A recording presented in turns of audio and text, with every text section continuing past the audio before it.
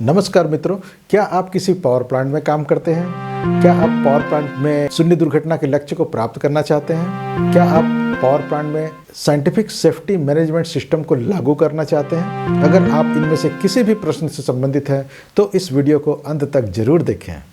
नमस्कार मित्रों, मैं Narendra safety officer safety Gurukul channel में आपका फिर से स्वागत है। आज हम चर्चा करने वाले हैं साइंटिफिक सेफ्टी मैनेजमेंट सिस्टम के ऊपर। मित्रों, हम इस प्रकार के महत्वपूर्ण सेफ्टी से संबंधित वीडियो आपके लिए लेकर के आते रहते हैं। अगर आप किसी फैक्ट्री से संबंधित है या सेफ्टी से संबंधित है या संयंत्र में शून्य दुर्घटना के लक्ष्य को प्राप्त करने के लिए अपनी जानकारी बढ़ाना चाहते हैं तो आपको इस चैनल को तुरंत सब्सक्राइब कर लेना चाहिए और साथ ही इसके नोटिफिकेशन बेल को भी ऑन कर लीजिए ताकि इस प्रकार के इन्फॉर्मेटिव वीडियो आपसे कभी भी मिस ना हो। चलिए चलते हैं मेन वीडियो की ओर।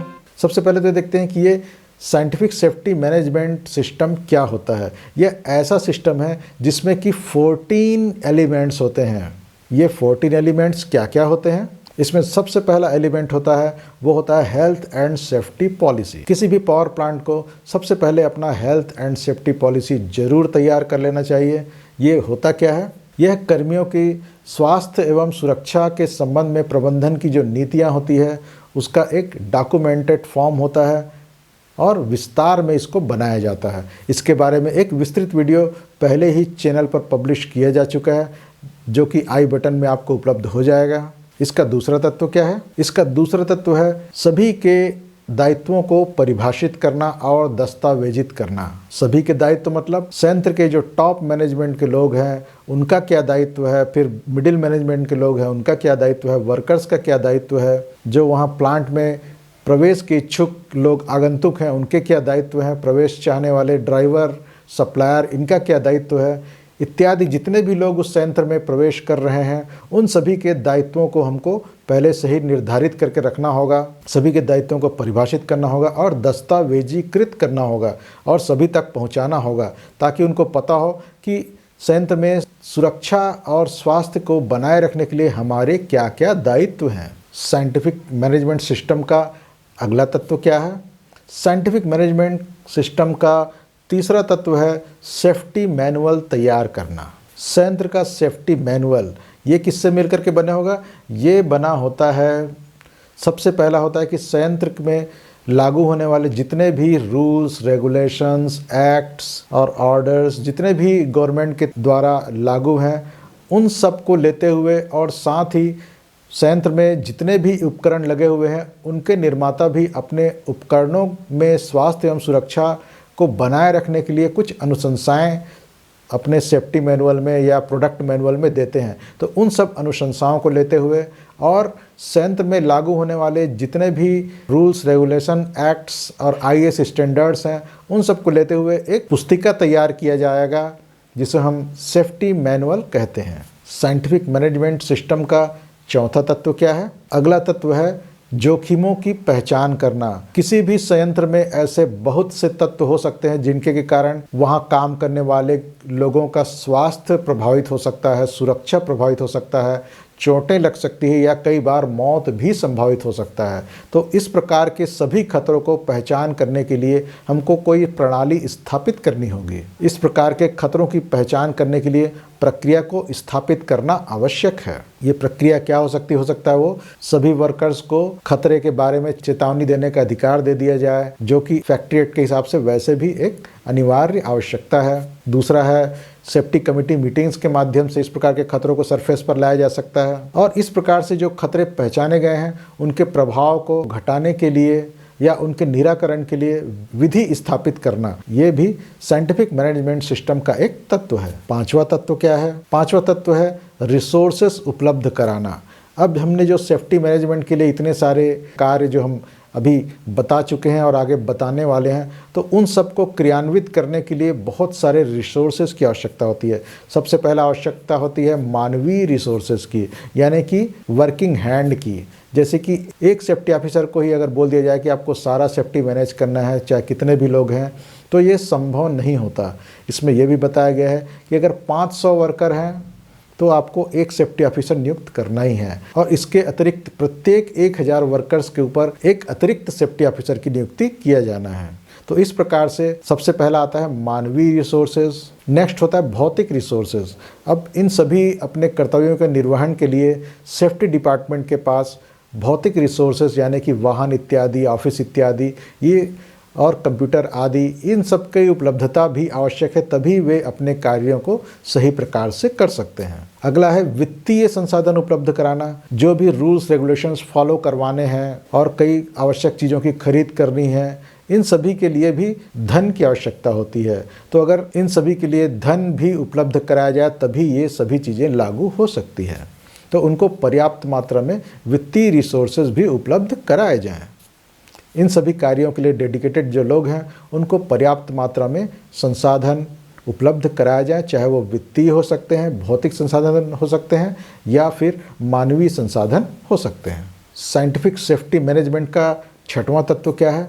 वह होता है एक फ्रेमवर्क तैयार करना ऑक्यूपेशनल हेल्थ एंड सेफ्टी के लिए, यानी कार्य वातावरण हमको इस प्रकार से देना अपने वर्कर्स को कि उनका स्वास्थ्य सुरक्षित रहे और वे चोटों से मुक्त रहें। यानी सभी कार्यस्थल, चाहे वो चलने का रास्ता हो या खड़े होने का प्लेटफॉर्म हो या फिर जहाँ पे भी व्यक्ति कार्य कर रहा हो, वह सभी जगह पूरी तरीके से स्वास्थ्य एवं सुरक्षा की दृष्टि से हानि रहित होने चाहिए। साइंटिफिक सेफ्टी मैनेजमेंट का सातवां तत्व क्या है? सातवां तत्व है चिकित्सकीय सुविधाएं। ताप विद्युत संयंत्र में ऑक्यूपेशनल हेल्थ सेंटर अवश्य होना चाहिए और वहाँ पर पर्याप्त मात्रा में नर्सेज, ड्रेसर, कंपाउंडर और चिकित्सक इत्यादि भी उपलब्ध रहने चाहिए। 24 आवर्स एम्बुलेंस की उपलब्धता होनी चाहिए और वहाँ भी जितने भी आवश्यक उपकरण हैं वह भी उपलब्ध कराए जाने चाहिए। साइंटिफिक सेफ्टी मैनेजमेंट का आठवां तत्व क्या है? आठवां तत्व है प्रशिक्षण। जितने भी लोग उस संयंत्र के परिसर में अंदर आने वाले हैं उन सभी को कार्यानुरूप पर्याप्त सेफ्टी ट्रेनिंग अवश्य मिलना चाहिए। चाहे वह नई भर्ती हो तो भी उनको ट्रेनिंग मिलना चाहिए। कोई आगंतुक अगर संयंत्र में कुछ देर के लिए अंदर आना चाहता है उसको भी कुछ न कुछ सेफ्टी इंस्ट्रक्शन अवश्य मिलना चाहिए। कोई ड्राइवर गाड़ी लेकर के आता है उसको भी सेफ्टी के बारे में अवश्य पता होना चाहिए कि उसको किस प्रकार से अपने स्वास्थ्य और सुरक्षा का ध्यान रखना है। और प्रत्येक कर्मी को काम शुरू करने से पूर्व और प्रत्येक नियमित अंतरालों पर सेफ्टी ट्रेनिंग अवश्य ही मिलते रहना चाहिए। साइंटिफिक सेफ्टी मैनेजमेंट का नवां तत्व क्या है? नवां तत्व है दुर्घटनाओं की रिपोर्टिंग। कोई भी छोटी से छोटी दुर्घटना अगर कहीं पे कार्यस्थल पर होती है, संयंत्र परिसर में होती है, सेफ्टी विभाग तक उसकी सूचना अवश्य देनी चाहिए ताकि उस घटना का विश्लेषण किया जा सके, जांच किया जा सके और उस दुर्घटना को दोबारा होने से रोकने के लिए जो अनुशंसाएं प्राप्त होती है उसको लागू करके सभी कार्यस्थलों से उस प्रकार की दुर्घटना को हमेशा के लिए विदा कर देना भी आवश्यक है। साइंटिफिक सेफ्टी मैनेजमेंट का 10वां तत्व क्या है? वह है communication, documentation and record management. यानी जो भी हेल्थ एंड सेफ्टी से संबंधित जानकारियां हैं उसका संचार प्रत्येक कर्मी तक अवश्य होना चाहिए और जो भी इस प्रकार से संचार किया गया उसका डॉक्यूमेंट भी बनना चाहिए और इन डॉक्यूमेंट्स को इस प्रकार से रखना है कि जब भी आवश्यकता हो तो इन डॉक्यूमेंट्स को रिट्राइव किया जा सके। साइंटिफिक सेफ्टी मैनेजमेंट का 11वां तत्व क्या है? 11वां तत्व है आपात प्रबंधन योजना या ऑन साइट इमरजेंसी प्लान। किसी भी संयंत्र में अनेक प्रकार की बड़ी दुर्घटनाएं संभव है। जब भी इस प्रकार की घटनाएं होती है तो इन घटनाओं पर किस प्रकार से तुरंत नियंत्रण स्थापित किया जाएगा और जो भी हताहत हैं उनको किस प्रकार से तुरंत चिकित्सकीय सहायता प्रदान की जाएगी, इसके विषय में एक विस्तृत योजना तैयार किया जाता है जिसको हम ऑन साइट इमरजेंसी प्लान कहते हैं। इस इमरजेंसी प्लान में इमरजेंसी के दौरान उठाए जाने वाले कदमों की जानकारी होती है एवं किस किस व्यक्ति को क्या क्या कार्य किया जाना है इसकी भी संपूर्ण आयोजना होती है। तो इस प्रकार के ऑन साइट इमरजेंसी प्लान को तैयार करना और जितने भी लोग उस इमरजेंसी को निपटने में योगदान देने वाले हैं उन तक उनके योगदान के बारे में जानकारी अवश्य पहुंचाना आवश्यक है। साइंटिफिक सेफ्टी मैनेजमेंट का 12वां तत्व क्या है? 12वां तत्व है सेफ्टी ऑडिट। प्रत्येक वर्ष सेफ्टी मैनेजमेंट सिस्टम का ऑडिट अवश्य होना चाहिए। इंडियन स्टैंडर्ड 14489 के अनुसार प्रत्येक 2 वर्ष के अंतराल में एक एक्सटर्नल एजेंसी के द्वारा सेफ्टी ऑडिट अवश्य किया जाना चाहिए और प्रत्येक वर्ष आंतरिक रूप से सेफ्टी ऑडिट अवश्य करा लिया जाना चाहिए। इस ऑडिट के माध्यम से हमको ये पता चलता है कि हम कहाँ पर कमी कर रहे हैं या किन किन चीज़ों में सेफ्टी के बारे में जो रिकमेंडेशंस हैं, जो रूल्स रेगुलेशंस हैं, उनका फॉलो नहीं किया जा रहा है, तो उसको सुधार लिया जा सकता है और अनेक प्रकार की दुर्घटनाओं को पूर्व से ही रोका जा सकता है। साइंटिफिक सेफ्टी मैनेजमेंट का 13वां तत्व क्या है? वह है monitoring and review of safety management system. कारखाने के प्रबंधन के द्वारा सेफ्टी के लिए बनाए गए प्रत्येक सिस्टम की लगातार निगरानी होते रहना चाहिए और नियमित अंतरालों पर उसकी समीक्षा भी होते रहनी चाहिए ताकि समय समय पर आ गई कमियों को समय रहते दूर किया जा सके। साइंटिफिक सेफ्टी मैनेजमेंट का 14वां तत्व क्या है? 14वां और आखिरी तत्व है ठेकेदारों के सेफ्टी परफॉर्मेंस को मॉनिटरिंग करना। वर्तमान में प्रत्येक विद्युत उत्पादन संयंत्रों में ठेकेदारों का योगदान अधिक से अधिक बढ़ता ही चला जा रहा है। संयंत्र के अधिकतर कार्य ठेकेदारों के माध्यम से ही होते हैं और ठेकेदारों के अधीन कार्य करने वाले बड़ी संख्या में ठेका श्रमिक संयंत्र में दुर्घटना एवं स्वास्थ्य संबंधित खतरों के सामने एक्सपोज होते हैं। तो इन सभी श्रमिकों के स्वास्थ्य एवं सुरक्षा की जिम्मेदारी उसके ठेकेदार की ही होती है। फिर भी मुख्य नियोजक होने के नाते अधिभोगी का भी यह कर्तव्य है कि ठेकेदारों के श्रमिकों के सेफ्टी परफॉर्मेंस पर भी निगरानी रखी जाए